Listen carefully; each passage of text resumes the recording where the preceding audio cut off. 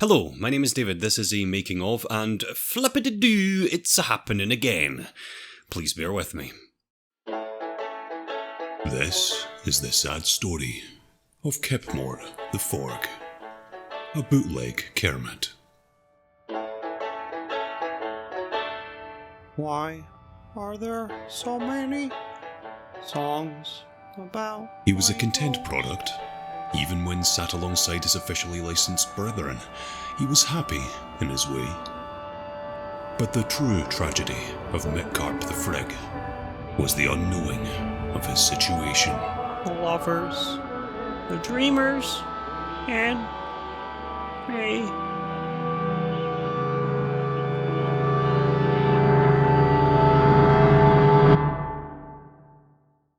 For those of you who are new, that must have been complete madness. Merry madness. This animated short film, Jesus, is something I've been working on for a very long time. I did a monumental amount of artwork and research for this film. I filled an entire A3 sketchbook of notes and drawings and test pieces, and it's so full to the brim, it doesn't even close properly anymore. I also made 2 sculptures for preparation to start this film, one of the hound and another of the rat. The reason for this excessive amount of work is because I used this project as my final graded unit for my college course. We had a mock graded unit and then we had a real graded unit. I decided to dedicate my mock graded unit to creating a pair of monster designs and finalising them in sculpture form, and for my final graded unit I'd take those designs and craft an animated short around them. This is more or less my usual process for creating an animated short film. You know, I start with artwork and sculptures and research and designs, and then I finally move on to creating the movie. But this is the first time I've ever really been held to an actual academic standard, and not just that, the most important part of my qualification. Now believe me when I say I did not care for that qualification. Not at all. I didn't want it. And I'll get to that later. But I am extremely competitive, and I just wanted to get the highest mark possible, so I really did try.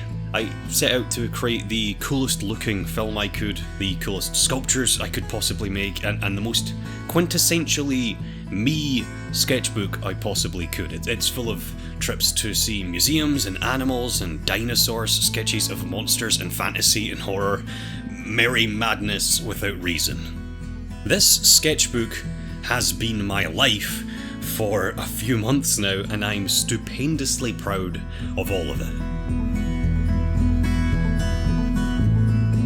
But more to the point, this video is a making of, covering the art and themes and thoughts behind my animated short film, Merry Madness. This will be split up into 3 parts. This video will cover the short film itself, and I'll make another covering the design and personality of the rat, including the final sculpture, and I'll make a third based on the design and personality of the hound and that final sculpture. This video is part 1 of 3.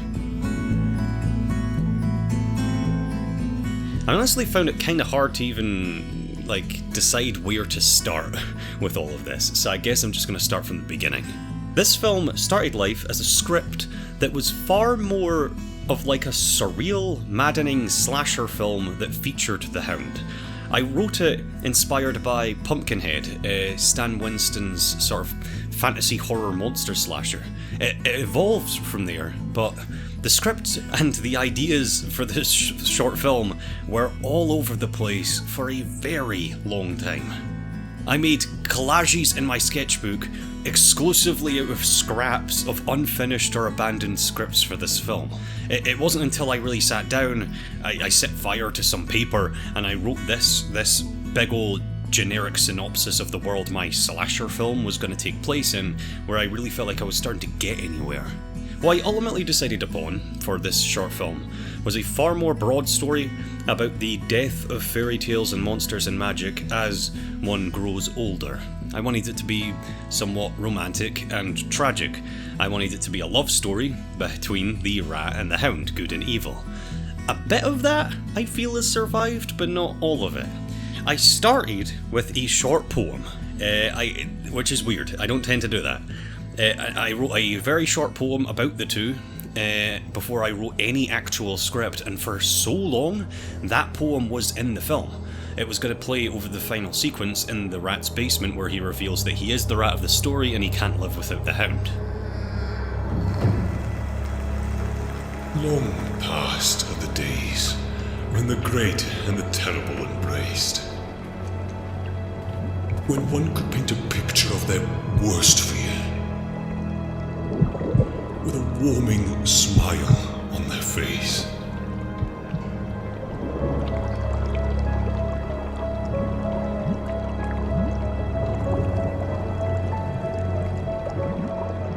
The tales of our rivalry were lies. What a spell. For life without her, I would have no stories worthy to tell.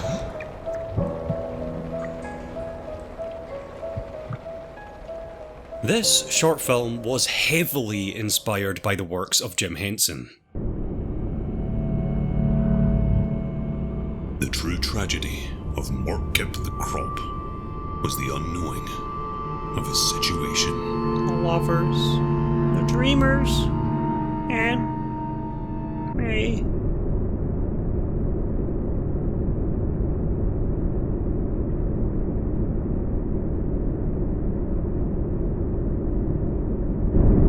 Jim Henson's Dark Crystal, of course, specifically was a big influence, but more specifically, Brian Froud's monochromatic muddy brown artwork for the film. That stuff heavily inspired the colour palette for this short, and the character of the rat is supposed to be a subtle take on John Hurt's character in Jim Henson's The Storyteller. You know, like a wise old man living alone, full of stories of great and terrible, full of wonderment and experience.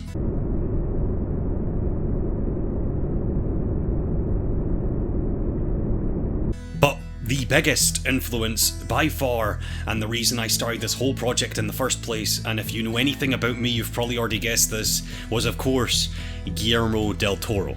I'm a massive movie buff, all I want to do is make movies, and Guillermo del Toro is my favourite director.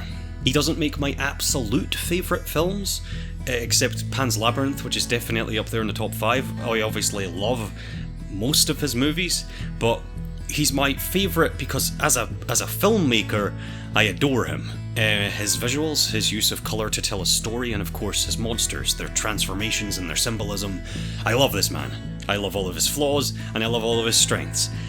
He's also a massive goofball, which I really appreciate. I think there's a moment in Blade 2 where Blade suplexes a vampire to death, which is just fantastic.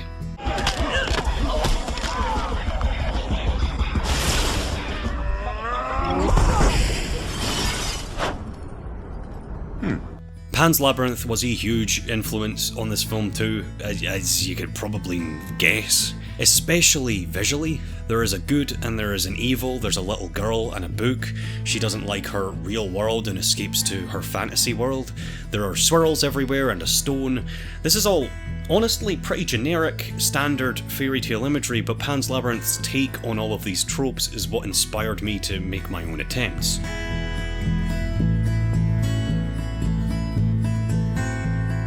One of my favourite things about Guillermo del Toro's films is his storytelling through colour. I absolutely love that kind of stuff. I decided to take a few cues from one of my previous animated short films, Sharp Teeth, and sort of colour grade the themes. I decided to use a natural autumn orange and brown to represent good, the great rat, and an unnatural nearly neon purple pink to represent bad, the terrible hound, but also a third. I used grey to represent the absence of both. It was important to me from a storytelling perspective that the orange and the purple, the good and the bad, were both equally appealing and both equally pretty. Does that make sense? And the grey, the absence of both, was bland and boring and ugly in comparison. It's that kind of subtle but also really, really on the nose storytelling through colour that I really, really enjoy. There's a subtle moment in the film where the little girl is looking up at the collection of artwork the rat has created, representing the good and terrible times that the town has lived through, and the highlight behind her switches from the natural cave-like blue to the unnatural hound-like purple, but it's not portrayed as a bad thing. It's portrayed as a very good and healthy thing at a moment where the music swells and the rat describes how great and fantastic the times were.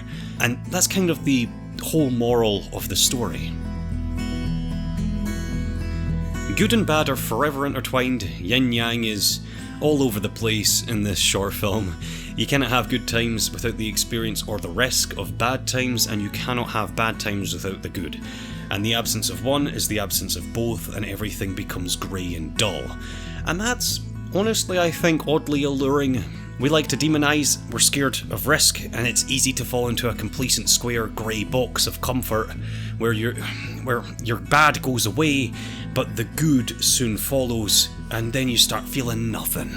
Without the hound, the rat has no stories worthy to tell. That's the basic moral I was trying to get across, and it's the moral I repeat in a lot of my films. It's in God's Leash, it's in Sharp Teeth, and of course it's in Mother of Nature, who makes a few direct appearances.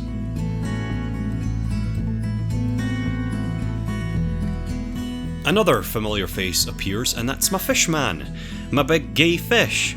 For those of you who do not know, after watching Shape of Water, I wanted to make my own short film about a merman, because I am Guillermo's biggest fangirl. It never got any further than the design phase, it never got further than this sculpture bust I made, which I never really liked much, to be honest. I never really liked his design, but he did finally get featured in his own short film, this short film. I even had him waltzing with a man to reference his colossal gayness.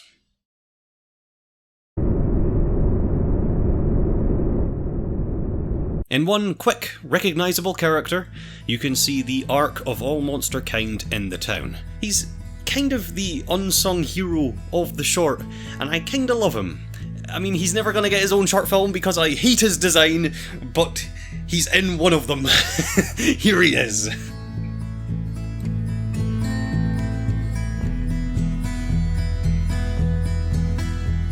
I took many trips to see places and things. I like to do this to collect reference for all of my short films. I went mostly to aquariums and museums.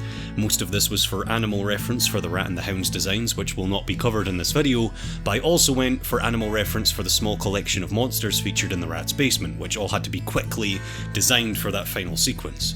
A particular favourite of mine is my take on a fairy, which is a mix of like a human and a bat and an insect. I really enjoyed coming up with my own little handful of monsters. I also went to hills and ancient stones and public art pieces for reference for the rock on the hill, and the museums and the aquariums served really great reference for the Rat's basement too. But what I really want to talk about right now are dinosaurs.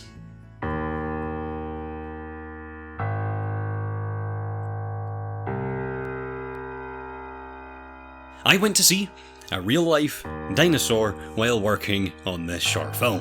Her name is Trix, and she's a 70% to 80% complete Tyrannosaurus Rex specimen.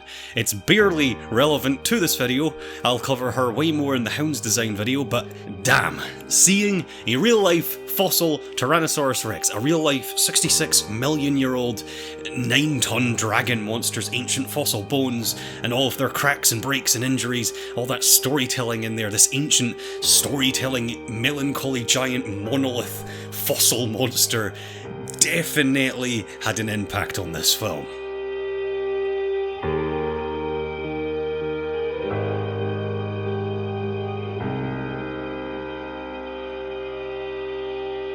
Speaking of dinosaurs, I was recently on the I Know Dino podcast. I think it's the first time I've ever been on a podcast, so if you want to hear me talk about dinosaurs and my animation Sharp Teeth specifically, and why I love these big prehistoric birdos so much, the link to that podcast is in the description below.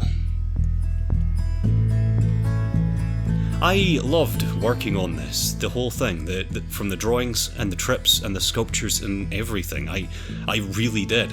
I think it's legitimately the most fun I've ever had making an animation. I really enjoyed every single step of this. I don't think it's my best film though. Don't Feed the Freaks is still, I think, the best thing I have ever made. For Merry Madness, I still have a lot of problems with it, but what it represents is very me. The story of this short film represents a lot of different things for me, and it was made at a time where I really needed to make this. This short film is about depression and how I cope with bad things, and how I try to see the world. Some people have told me that this animation is a metaphor for discrimination of the other, others tie it to nature and how in nature there is no good or bad. Some say the good and bad are forever intertwined, and one person, Justice Brown, I told you I'd mention you, messaged me and left a comment saying that the whole thing was a metaphor for turning depression into creativity, and refusing medication for that numbed your depression and therefore stopped your creativity, which I kind of loved. That interpretation in particular is pretty damn close to what I intended, but what I like so much about all of this is that people are relating this little short film in their own individual ways, and I kind of agree with every single one I've heard. But I can tell you exactly the life experience that inspired me to make this.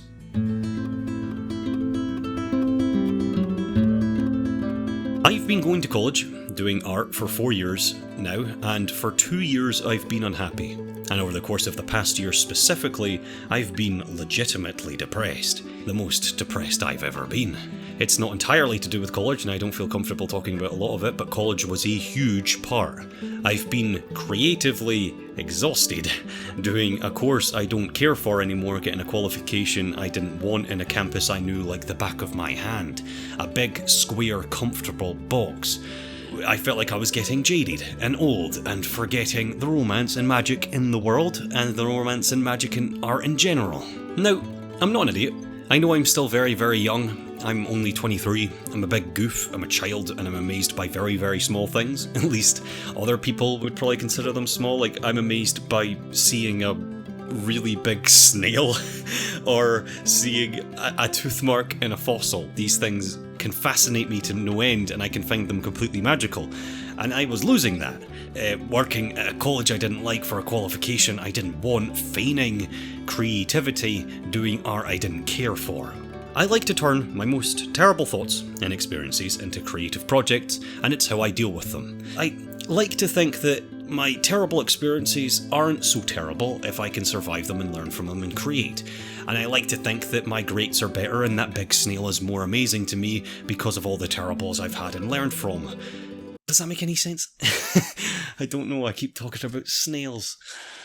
Now, the story is of a rat, me, talking about great terrible times when a monster loomed over him, depression. But this monster gave the rat stories to tell and experiences to share. He created art about this monster and it made him feel better. That was his life, and it was weird and horrible and wonderful and alive, good and bad. The townspeople grew tired of their nightmares. This is a deliberate line, grew tired. They rid of their terrible, and in doing so they abandoned their great. They chose to abandon art and creativity. They chose to be comfortable and complacent and stop experiencing the magic and wonder and seeing a really big snail, and what was once delightfully wobbly became square and grey. Right, now I feel I could become numb and comfortable and continue college and grind away at a qualification and get a job, and maybe I'd be less sad. But I would also be a whole lot less happy, and I wouldn't be me. I am very scared of being happy, and I am very, very scared of being sad, but I am absolutely goddamn terrified of being neither. I really hope some of that made sense.